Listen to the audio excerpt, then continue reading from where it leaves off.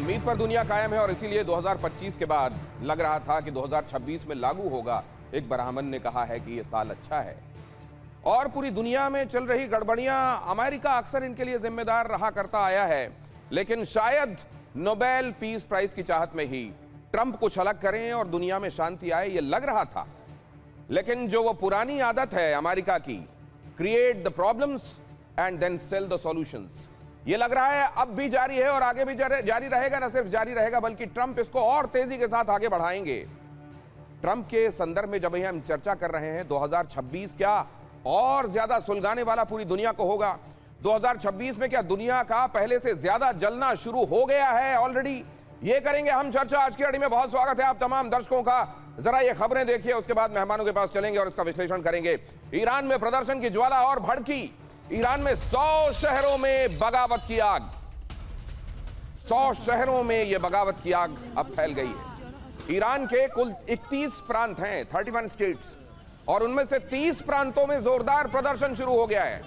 Khamenei को सत्ता से बेदखल करने की मांग तेज होती जा रही है और जिस तरीके से यह तूफान ईरान के भीतर आया है, कहा जा रहा है कि इसके पहले इतिहास में जो तूफान प्रदर्शनों के यहां देखे गए हैं, इस बार का यह तूफान एकदम अलग है, क्योंकि इस बार इस तूफान में फूंक मारी जा रही है अमेरिका की तरफ से, ट्रंप की तरफ से, और इसीलिए ये शोले और ज्यादा यहां भड़कने लगे हैं। ये जरा देखिए, ये आगजनी देखिए, ये किसी एक शहर का नहीं, 100 शहरों का हाल है। ये किसी एक प्रांत का नहीं, 31 प्रांतों में से 30 का हाल है। तो ये आग कितनी ज्यादा फैल चुकी है ईरान में और कितनी ज्यादा अनिश्चितता की तरफ ले जा रही है ईरान को, इसका अंदाजा आप लगा सकते हैं। क्या यहां जल्द तख्ता पलट होने वाला है?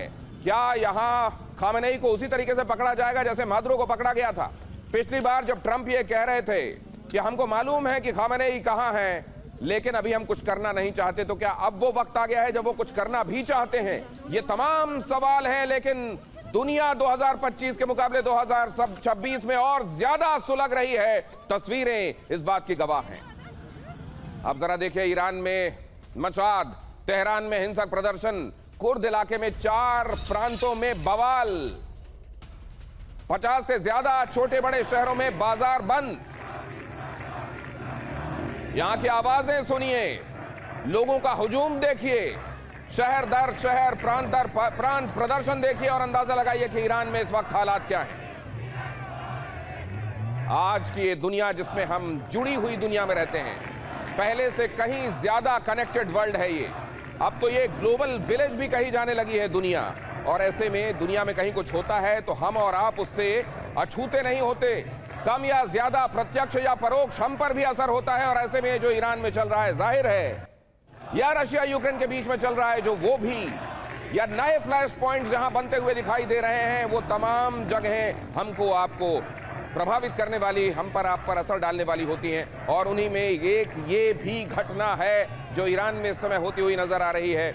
यहां इस्लामिक शासन का अंत हो, रजा पहलवी के दौर की शुरुआत हो, यह चाहा जा रहा है। और रजा पहलवी भी अब इस बात को भांप रहे हैं कि ऐसा हो सकता है, और इसीलिए रजा पहलवी ने इस बात को लेकर अपने उद्गार भी जाहिर किए हैं। क्राउन प्रिंस आज के असल में वहां पर परंपरा के तौर पर जिनका राज रहा 79 के बाद से, सत्ता उनके हाथ में नहीं रही, लेकिन राजा के तौर पर एक वो उपाधि उनके साथ चलती चली आई। मौजूदा जो वंशज हैं वो क्या कह रहे हैं वो भी आपको सुनाएंगे। लेकिन तेहरान में विद्रोह से कोहराम की स्थिति है। ईरान की राजधानी में आग ही आग दिखाई दे रही है। विद्रोहियों ने सरकारी बिल्डिंग में लगाई आग, सरकारी इमारतों को भी नहीं छोड़ा जा रहा है। तो जब तक विरोध की, प्रदर्शनों की ये आग शांत होगी, उस समय तक वो ईरान कैसा ईरान होगा जिसमें बाद में कोई एक सिस्टम फिर से इन प्लेस किया जाएगा, ये भी एक बड़ा सवाल है। सरकारी इमारतों को आग के हवाले किया जा रहा है। आप जानते हैं हमारी की सैंक्शंस की वजह से पहले ही यहां की स्थितियां चरमराई हुई हैं। रिसोर्सेस में संपन्न होने के बावजूद वेनेजुएला की भी वही स्थिति और वही स्थिति ईरान की भी, जहां पर नेचुरल रिसोर्सेज के हिसाब से देखिए तो कुदरत ने इनको जिस नियामत से बख्शा वो बहुतों के पास नहीं है। वेनेजुएला सबसे बड़ा तेल रिजर्व, नंबर 3 तेल रिजर्व के मामले में ईरान का आता है।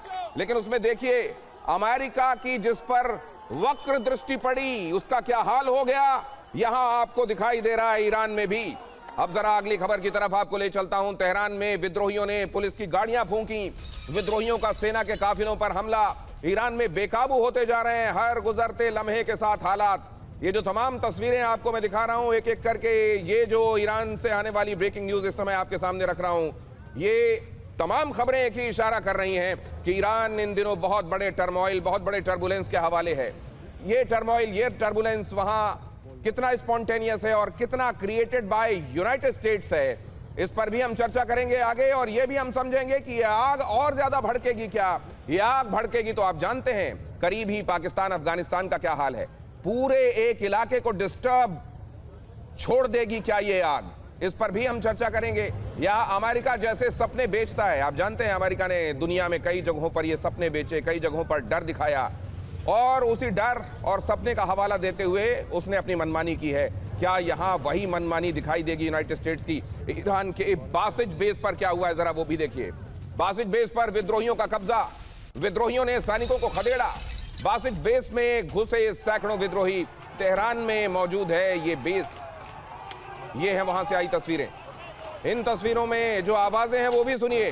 भाषा आपको समझ में नहीं आएगी लेकिन भाव जरूर समझ में आ जाएंगे।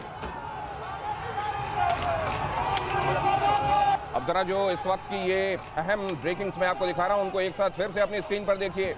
ये तीन अहम तस्वीरें, ये तीन अहम खबरें आपके सामने ईरान के हालात को बयान करने के लिए। काफी पत्थरबाजी हो रही है, इमारतों को आग के हवाले किया जा रहा है, आग लगी हुई है पूरे ईरान में।